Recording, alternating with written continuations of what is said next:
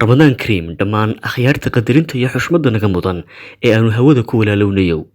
Waxaan rajaynayaa sidoo kale inaad nabadqab ku soomantihiin oo aad warbixintan daawanayso adigoo sooman. Alle waxaan inooga baryayaa Ramadaanteeda inuu inagu gaarsiiyo nabadqab iyo caafimaad inagoo haysana. Kusoo dhawaada xubinteena maanta. Magacayguna waa Cali Ibraahin. Mar kale Ramadaan Mubaarak.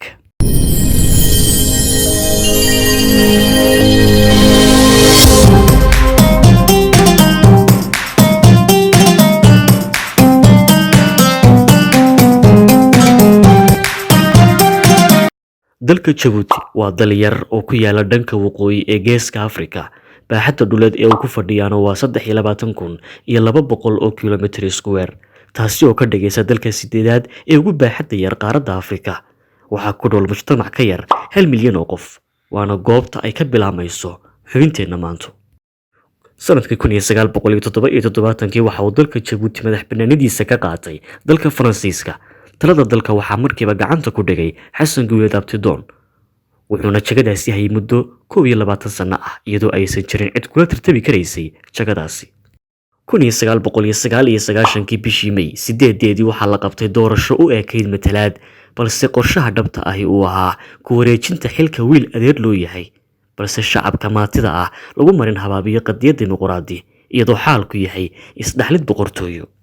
mar labaad ayuu shacabka Djibouti masiirkoodu god habaas weyn ku dhacay, iyadoo madaxweynaha haatan talada haya u bilaamayo xilli sanadeedkiisii 22aad.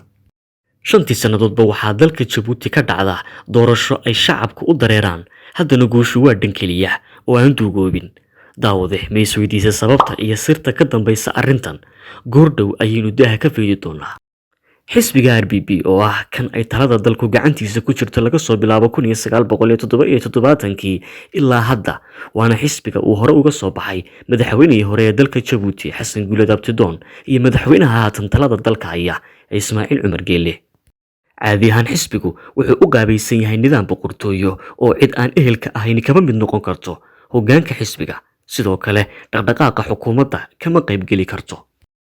waa siyaasad qallafsan adag oo ku soo ururtay qoyska madaxweynaha aanun cidna duulaan ku ahayn. waxaa runka marays ah inaynu xaqiiqada abaarno ama tilmaanno. haddaba si aynu isula fahanno yaa Keli Talis ah yaase dimuqraadiya, waa inaynu raacnaa cilmi baadhista Professor Robert Babe oo ah khabiir siyaasadeed oo ka faallooda isbedelada siyaasadeed ee dunida. caadi ahaan dunida madaxda joogta waa 2 qaybood oo qura: qayb dictator ah iyo qayb ku salaysan liberal democracy oo ah awoodda xukunku inay shacabka hoos taalo, taasi oo micnaheedu yahay inay dhacdo doorasho xor ah oo uu yimaado isbedel siyaasadeed oo xor ah. madaxweynaha dalka Djibouti mudane Ismaaciil Cumar Geelle waa khabiir siyaasi ah oo aad u xeel dheer. wuxuu isticmaalaa shaati dimuqraadiyeed oo dalka Djibouti markaad kor ka eegto waa dal liberaali ah, balse nidaamka uu dalka ku hogaamiyaa waa nidaam dictatornimo oo dusha ku huwan shaati dimuqraadiyeed iyadoo aysan jirin cid fahmi karta. sida uu sheegay caalimka weyn ee Robert Babe, waxaa jira calaamado dhowr ah oo lagu garto hogaamiye Keli Talis ah, waxaana ka mid ah sidan: lambarka 1 horumar xad dhaaf ah oo la eedo; lambarka 2 horumarinta heesaha iyo fanka si maamulka jira uu u sii jiro; lambarka 3 qof la iska xidho bilaa maxkamad; lambarka 4 ku takrifalka hantida muwaadiniinta iyo qaar kale oo badan. haddaba madaxweyne Ismaaciil si uu u mashquuliyo qalbiga muwaadiniinta reer Djibouti wuxuu magaalooyinka Xamar iyo Diridhaba ka keenay 2 fanaan ee kala ah Sharma Boy iyo Maslax Mideeye. qorshuhuna waxa uu ahaa magweelinta shacabka si loo boobo codadka rayidka. 2 fanaan marka laga tago inay ahaayeen hunguridoon iyo buuxsiga jeebadaha, inuu jiray qorshe hore loo degay oo ahaa bahdilka fanaaniinta reer Djibouti iyadoo aysan jirin baahi kalifi karaysay soo kareysashada 2 fanaan oo aan looga baran inay murti ku heesaan.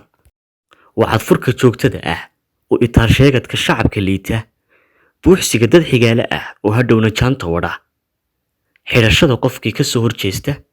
intaasiba waa astaamaha Keli Taliska oo caddaan ah.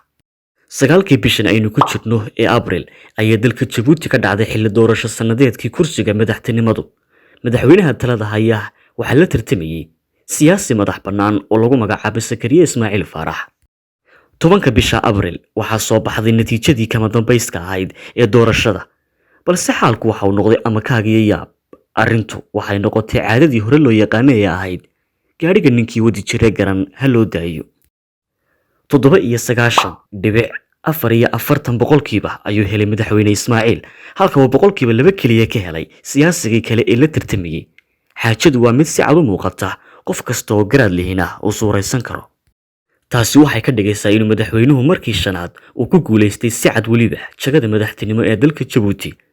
ku shubasho mise cadaalad, talow adi maxay kula tahay? waddo aanu jirin hogaamiye raacay ayuu madaxweyne Ismaaciil jeexay, waddadaas oo ah shacabka in la marin habaabiyo kadibna qaramada midoobay lagaga doodo waxaan ahay dal yar oo liberaali ah.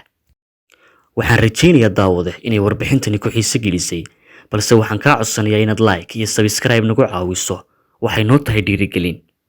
intaynu warbixin kale oo xiiso leh ku kulmi doono, waxaan idinku dhaafayaa Ramadaan Kariim, nooli kulante.